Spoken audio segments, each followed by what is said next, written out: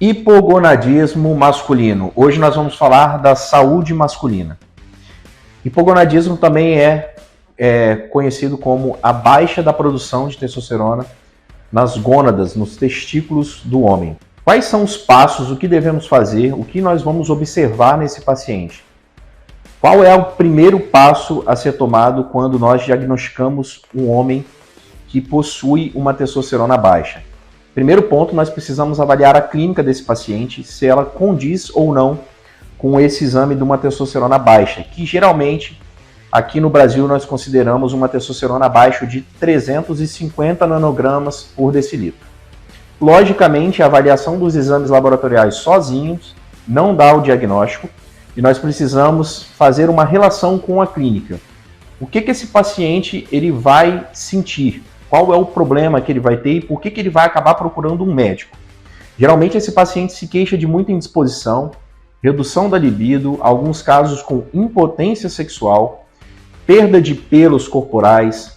É um paciente que acaba treinando, faz uma musculação efetiva, uma boa alimentação e mesmo assim ele acaba não ganhando massa muscular, podendo também haver acúmulo de gordura corporal mesmo com uma boa dieta e um bom treino. E esse paciente também ele vai observar redução ou ausência das ereções matinais. A partir do momento que nós estamos com o paciente com esses sinais e sintomas, nós passamos a avaliar os exames laboratoriais. E o primeiro ponto a ser avaliado é a testosterona total desse paciente, que ela vai se encontrar, em média, abaixo de 350 nanogramas por decilitro. Para que nós possamos dar o diagnóstico e determinar se há ou não a necessidade de uma terapia de reposição de testosterona, conhecida como TRT, nós precisamos, primeiramente, a repetição desse exame. Nós precisamos ter 2 exames que diagnosticam a redução de testosterona. A partir daí, nós vamos procurar o que pode estar gerando a redução dessa testosterona a baixos níveis. Nós podemos também observar não só pacientes com uma idade mais elevada, mas também pacientes jovens com uma testosterona muito baixa. E o segundo passo, na verdade, a ser dado para esses pacientes é descobrir por que essa testosterona ela está baixa, qual a causa dessa baixa testosterona e não simplesmente repor a testosterona sem descobrir a causa. Grande parte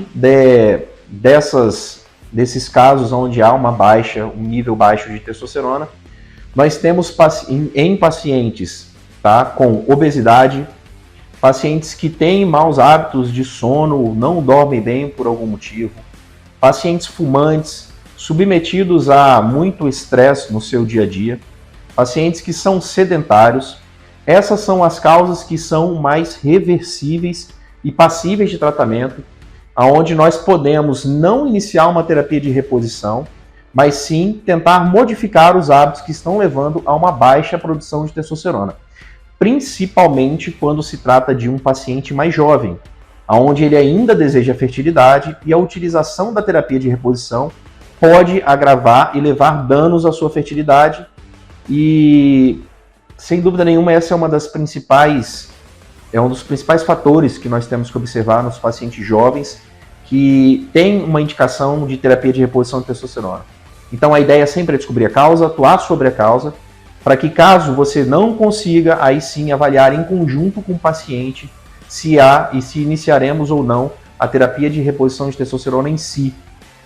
No tratamento de reposição de testosterona, nós aplicamos a testosterona que pode ser feita em 3 vias. Geralmente nos homens, nós buscamos as vias intramusculares, nós também temos a possibilidade de fazer a terapia através do gel e de implantes subcutâneos. E o melhor tratamento vai ser o que melhor levar à aderência do paciente. Muitas vezes o paciente pode fazer uso de uma medicação, de uma via, de administração, e ele acaba não aderindo ao tratamento. Esse é o fator mais importante do sucesso do tratamento em pacientes hipogonádicos e que precisam da reposição de testosterona. Em alguns casos, como pacientes obesos, mesmo que jovens, eles necessitam da terapia de reposição de testosterona a curto prazo. Isso porque eles possuem geralmente um transtorno, uma síndrome que se chama MOSH, que é o hipogonadismo gerado pela obesidade. Esses pacientes, eles conseguem se beneficiar muito da terapia de reposição de testosterona, principalmente para tentar tratar a obesidade, que é uma doença e que está levando à redução dessa testosterona. É importante salientar e deixar claro que todos esses pacientes, eles precisam ser submetidos a uma terapia de reposição, desde que eles não desejem fertilidade naquele momento. E essa terapia, ela tem que ser de curto prazo para que nós tenhamos uma tendência a afetar o mínimo possível a fertilidade desse paciente, sendo necessário também, após o término da terapia, o tratamento para nós conseguirmos reativar o eixo hipotálamo, hipófise gonadal desse paciente. No caso de pacientes de mais idade, onde nós temos, com o decorrer do tempo, uma queda da testosterona natural, isso pode acontecer principalmente nos pacientes que são mais sedentários e com maus hábitos de vida, nós precisamos e devemos sempre iniciar a terapia de reposição de testosterona quando bem indicada. Se esse paciente não tiver contraindicação à utilização, que hoje ela é basicamente a presença de câncer de próstata ativa ou histórico de câncer de próstata em algumas situações, nós devemos iniciar e discutir com o paciente qual será a melhor forma de administração, via intramuscular, via gel ou implantes subcutâneos.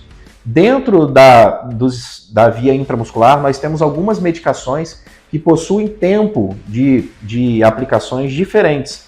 E elas podem ser feitas geralmente de 14 em 14 dias, 21 em 21 dias e outros ésteres de testosterona que nos possibilitam realizar essas aplicações em tempos mais prolongados, que podem chegar aí a 2 meses de intervalo entre uma aplicação e outra.